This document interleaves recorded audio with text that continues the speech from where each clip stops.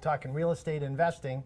I'm here with Boston Power player and smart real estate coach, Chris Prefontaine. And Chris, we're going to put together a live deal. This is something that you're doing in the trenches every day with your people. Yeah, it's one of my favorite. Actually, the one we're going to go over is not using your own capital and not having to access your own credit, which is a concern of many people trying to get into real estate. They think you need all this money.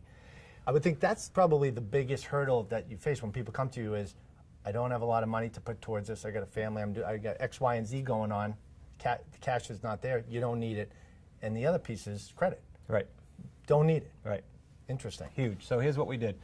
This is a home that was on the market with a realtor, and it wasn't selling. So when we met the sellers, we actually ended up purchasing it for $183,900. Here's how we did it, Chris. We put $900 down. That was our down payment. We used a little bit of our capital. We paid $923 a month to the owner who was in as a first mortgage, like a bank would. But here's the key with this. Principal only payments, no interest. So every month, $923 is coming off of this. Okay. We went out and we sold it for $239,900 on a rent-to-own. So we put a rent-to-own buyer in the property that's going to work on their credit and eventually cash this out at $239,900. However, to start that process, we got a non-refundable down payment of $15,000. I talk about 3 paydays a lot. That's payday number 1 right there, $15,000. That goes right to the bottom line, right to your pocket. Payday number 2 is what? Remember, we're paying $923 a month. We're going to lease it out for $1,500. That's about $577 a month. So over the course of the term, which is 4 years here, that's $27,000.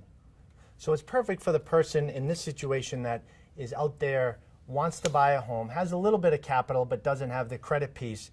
They come across something where their rent's coming up, they know they can get in at a fixed cost and put themselves in position over whatever timeline that you set to get in and ultimately own the home. So it's a win-win on both sides. Oh yeah, always is. The rent-to-own buyers are challenged with how do I get into a home and not keep on that rental treadmill. And the sellers are saying, in this case, I got to retire to a different state. I want this done. I don't want to know about it. And I don't want to be a landlord. So it solves both those issues. So if you go back and say, okay, payday number 1, 15, payday number 2 over 4 years, 27, look at payday number 3 on the back end. This turns into a payoff of this in 4 years because we paid this monthly.